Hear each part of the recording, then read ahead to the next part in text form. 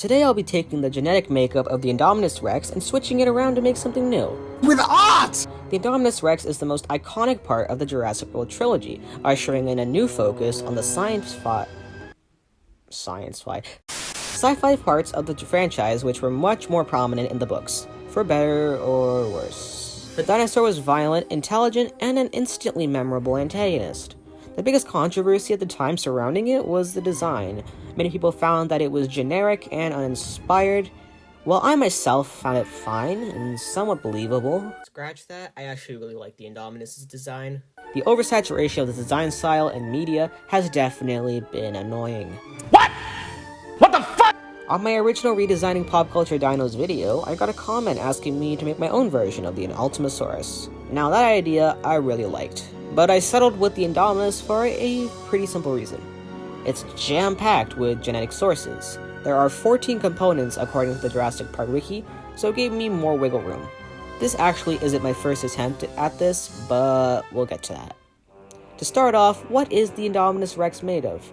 According to the Jurassic Park wiki, the I-Rex is made of T-Rex, Velociraptor, Giganotosaurus, Majungasaurus, Rugops, Carnotaurus, Pictonemasaurus, Viavenator, Quilmosaurus, Dinosuchus, Therizinosaurus, Cuttlefish, Pit Viper, and Tree Frog DNA. No, that's a lot of stuff! Now, just because there's a whole bunch of different creatures packed into this hybrid doesn't mean that all their different traits need to be expressed. For example, there's the obvious, like the Rex and Giga body shape, the Dinosuchus teeth, and the claws from the Theri, although it could be from the Raptors, and it was just simply exaggerated. Pretty much the entirety of the Abelisaurus might as well not be there. With this in mind, I didn't make the final product a conglomerate of every single creature, but I picked and chose what I liked. I started off with some sketches of the T-Rex and Giga as bases to go off of. I then experimented with more elongated Velociraptorian-like faces. I added filaments, short arms like T-Rex, and a bunch of stuff. What I ultimately settled on was an idea for when I originally tried this artwork. I used the Majungasaurus as the base, with Carnotaurus horns, Therizinosaurus claws, and a more raptor-like head. The unique spin I added was completely utilizing the cuttlefish aspects of the original. In the movie, we only ever see the I-Rex camouflage once. It was impactful, but more could have been done. Cuttlefish are known to turn a bright glowing blue and repeatedly flash a pattern to basically hypnotize their prey into a false sense of security before attacking. And that was the basis for my final design. I made two concepts. The first was more Majungasaurian-like with short legs. I experimented with cuttlefish-like eyes and a row of heat-sensing pits like those in emerald tree boas.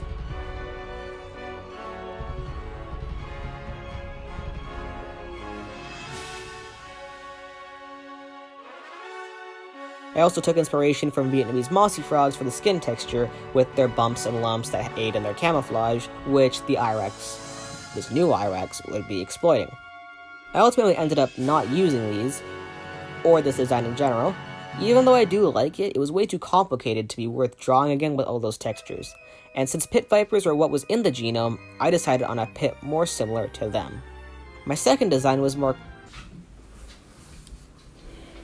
I think my dog just got upstairs. My second design was more Carnotaurus-like, with longer legs and a less natural-looking head.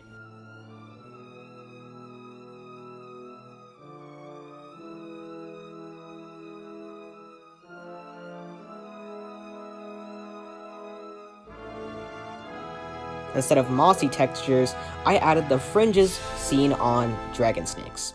And I ultimately preferred this version because it was simpler and it looked a bit more eerie.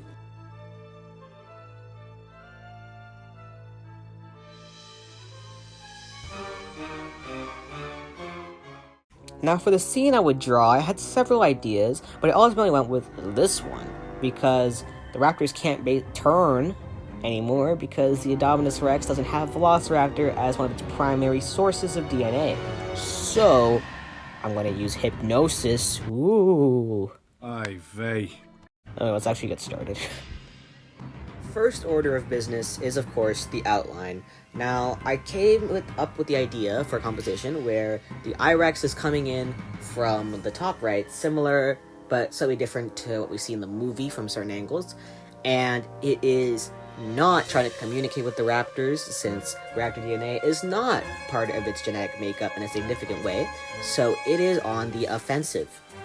And the other 4 animals in the room, the raptors, will be in for quite a surprise when it reveals its chromatophoric, is that a word? Chromatophoric gifts, let's say.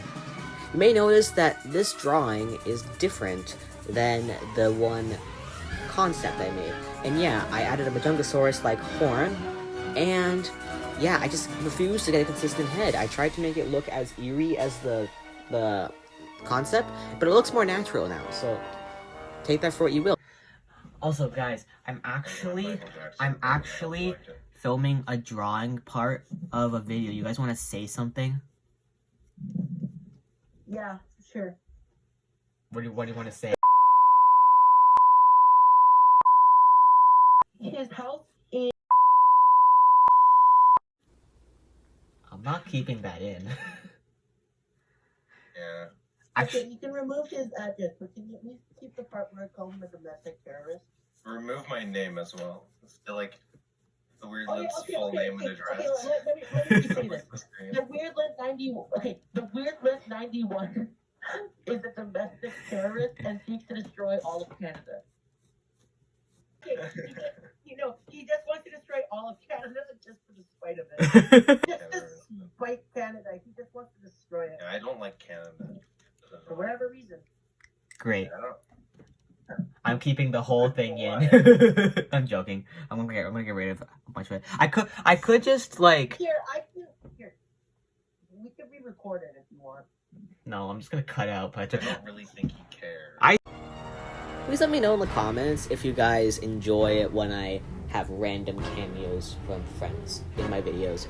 But anyways, so now I'm moving on to drawing the raptors, and I'm drawing them from the perspective of looking at them from behind. Now that's really freaking difficult because, oh my god, this angle is so hard to master. Brian Ang made a whole video on specifically this one angle being hard to draw, and yeah, he wasn't kidding. It's really freaking hard.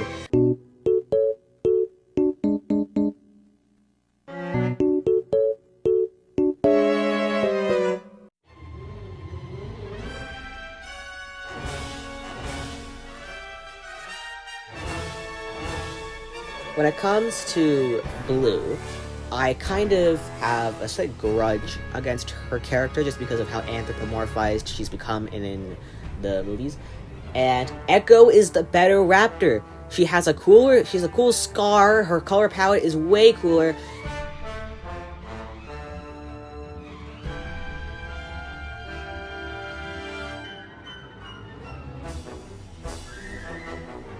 So yeah, she's been slashed by the I-Rex and is kind of just sitting there dying.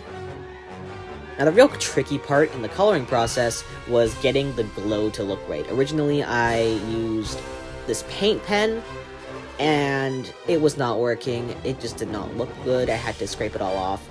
And eventually what I ended up using is white colored pencil, and I dip it into alcohol, like rubbing alcohol, to make the colors run, and this worked really well. In fact, for a lot of my drawings on this channel, I used color pencils in the traditional method with burnishing and layering.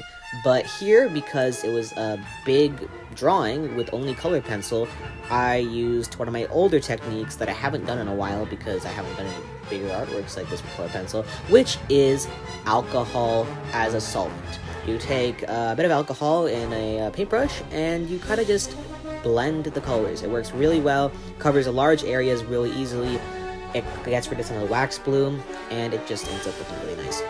For the scalation, as you can see, I didn't put in every individual scale, I just added in wrinkles and indications of scales without overdoing it, because over-texturing it wouldn't look good, and glowy things have less of a distinct detail compared to non-glowy things.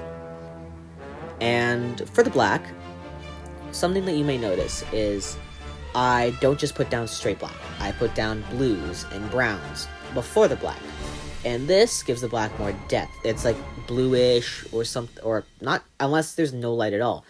And that's one of the things I changed from the movies, because in the movie, The scene, it looks to be during a full moon because the forest is pretty bright for being straight at night. And now some of you may be saying, well, the vehicles have bright lights, so maybe it's that. No, because there's very distinct shadows on the back of the necks of the raptors.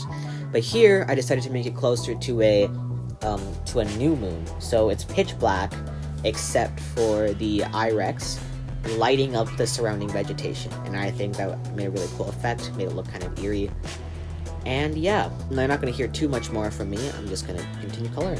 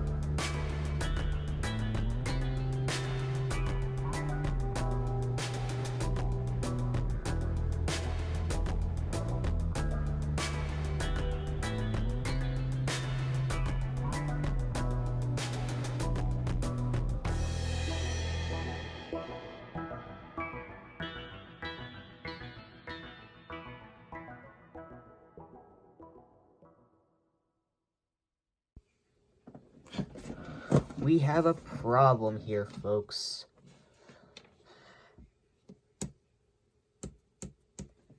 Oh boy, I don't know what to do for that. Maybe, I don't know, the paper's way more sensitive. It's watercolor paper. What? I didn't press hard, I just colored it when it was wet.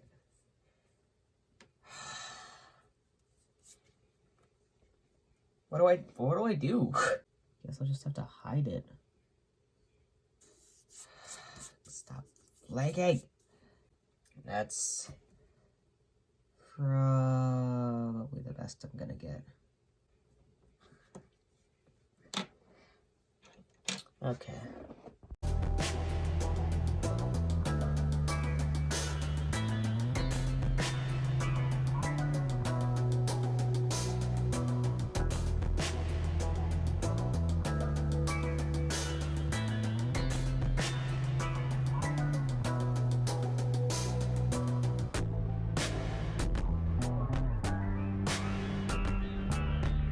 I'm just going to cut in and say right about here it turns a super bright yellow for some reason. I don't know what the color grading was on what happened. Maybe it was the night shift mode on my phone or what, but it's become Mexico and Breaking Bad over here. So if we just, there we go, much better.